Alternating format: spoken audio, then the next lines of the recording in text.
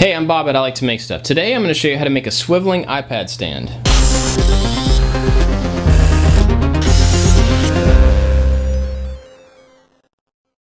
Next month I'm going to be doing a pop-up shop where I sell some of the stuff that I make. And when I sell those things, I use a square reader to take credit cards.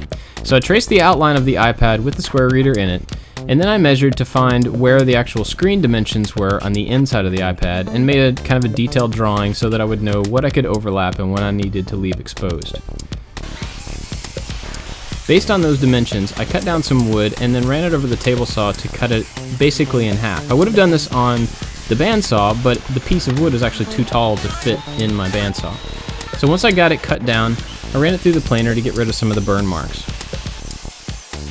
Then I used some teak scraps that I had to cut some very small strips of wood. They're going to act as the border around the iPad while it's sitting in the frame. The thickness of these strips is actually the same thickness as the iPad itself. So I cut them down to length and then glued them on to the back panel, and I had to set the iPad in place just to make sure I had the right position for the top one. While those were drying, I transferred the drawing of the front panel that I wanted to the front piece of wood and then took it to the bandsaw and cut it out. There was a lot of little adjustments I had to do to this. I had to use the drum sander to kind of round out some of the edges. I think I was just using the wrong bandsaw blade here to get some of these tight curves. I should have been using a thinner blade.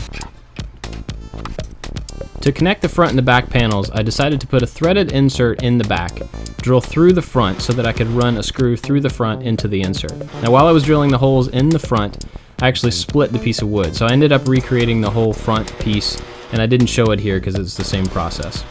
I drilled out the holes in the back big enough for the inserts to go in, and if you do this, I would suggest using threaded inserts that have a hex opening at the top. That way you can use a hex key to actually put the insert in, and it's a lot easier than what I had to do here. Then I drew and cut the shape out around the square reader that I wanted. I actually lost the footage there.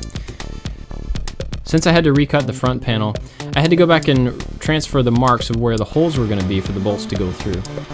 This time I was just really careful to drill the holes slowly and make sure that I wouldn't split the wood, and it worked fine.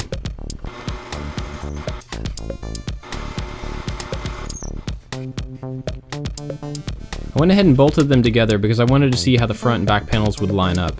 While I had them put together, I ran it over the belt sander just to get rid of any unevenness between the three layers of wood that were there. Then I had the final position of how they were going to sit relative to each other.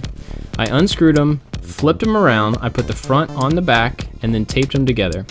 That way I could use the bandsaw to transfer the cut side made on the back panel to the front panel. This also gave me a chance to round off the corners on the bottom of the front and back panels at the same time. Then back to the belt sander one more time just to smooth everything out and get both of the pieces to have the exact same shape.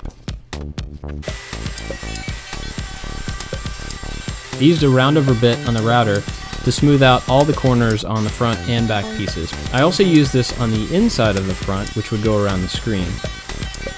Then I set the right depth on the table saw and cut away a slot for where the actual top of the outside would be. Now this was to remove the stuff that was in the way of the square reader. I used a chisel just to clean it up. I had to spend a good amount of time sanding all of this stuff because with the router and with the table saw there was a lot of burning on all the different parts of the wood, especially where the router had been used. I made a place to cut out for the power connector to go in just so that I didn't have to take this thing out of the case to be able to charge it. Then I measured on the iPad to where the camera opening is, and I wanted to drill a hole there. Now next time I'll definitely do a cutout around the camera rather than drill a hole for it. Then I took the front panel and ran it through the table saw to get it to the thickness that I wanted, which was a little bit under 1/4 inch. Now this was pretty nerve-wracking because I kept feeling like I was just going to drop it and split it and it was going to explode, but it actually worked out. And after some more sanding, I hit it with several coats of spray lacquer with a little bit of sanding after the first coat only. Then I wanted to make the stand, so I cut down 3 pieces of teak, and 2 of them I put 45-degree angles on the top of them, and the third one was going to be the centerpiece that rotated. Then I found the center of each one of these pieces and measured the distance from the center to the outside of the 45-degree angle. That distance gave me where the center point should be in the piece that rotates. With all 3 of these pieces bolted together, I was able to spin the centerpiece and then use a pencil to mark the arc that was created by this piece moving. When I took it apart, I could see the profile that needed to be cut away on both pieces of wood. With this profile gone, the iPad can rotate freely. I bolted them back together and took them to the sander again just to smooth out the round part. I left the 45-degree angles as they were because those are the rests for the iPad. Then I cut a base down, took everything back over the roundover bit just to smooth it all out. On the back panel, I figured out where I wanted the center to be, which isn't actually the center, but I marked where the two holes were going to be drilled to connect it. Now I countersunk these holes so that the screws would sit down and not interfere with the back of the iPad. Then I placed the block where it needed and drilled some pilot holes through the back into the block. I did a similar measurement on the base to figure out where the two uprights were going to sit, and this was a little more complicated than I thought, but followed pretty much the same process. I marked it and then countersunk the holes so that they wouldn't scratch a table that they were sitting on, flipped it over, placed the uprights, taped them in place, flipped it back over, and then did the pilot holes. Then it was just a matter of screwing everything together.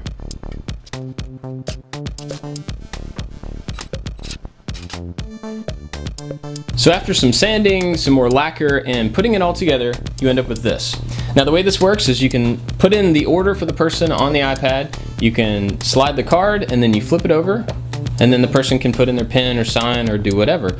Now this will also work as a portfolio. I can have a slideshow going of my different pieces, stuff that I don't have at the show for sale, but then people can see a broader view of my work just from walking past. Overall, I think it turned out pretty good. I mean, it was definitely a prototype and I learned a lot from it. I have several things I'm going to change if I do another one, and hopefully I can come up with a design that I can reproduce and sell. But, for this one, I think it turned out pretty good. I have another announcement. Earlier this month, I did a live Q&A on YouTube, and it had a lot of people there and a lot of awesome questions, and it was a really good time. I really enjoyed it. Well, I want to do that again, but instead of just me doing the Q&A, I'm going to have a special guest, and it's somebody that you know from YouTube. You will definitely not want to miss it. It's going to be a lot of fun, and it's going to be in July sometime, and when I get the date nailed down, I'll let you know plenty ahead of time so you can put it on your calendar and you can come with lots of good questions. But it's going to be a lot of fun, so I'll let you know about that. Thanks for watching, guys, and I hope you liked this one. If you did, let me know in the comments. And be sure to check out ILikeToMakeStuff.com. I have this and all my other content lives there. There's a lot of different type of stuff, and I have some blog posts coming up there about my shop build that are not video related. So if you want to see those, be sure to check out the website. Also check me out on Facebook. People have been posting pictures of the stuff that they're building on my Facebook page, and that's awesome. I love to see it, so come check me out there. See what other people are building. Also be sure to check me out on Instagram. It's been really cool over there to see what other people are working on, and I get a huge amount of inspiration from the people on Instagram. So be sure to check that out. If you want to support these videos and all the projects that I do, you can buy a t-shirt, you can buy some handmade items that I sell, you can support me on Patreon, and every little bit of support that you can give is really helpful to me. Thanks for watching, guys. I'll see you next time.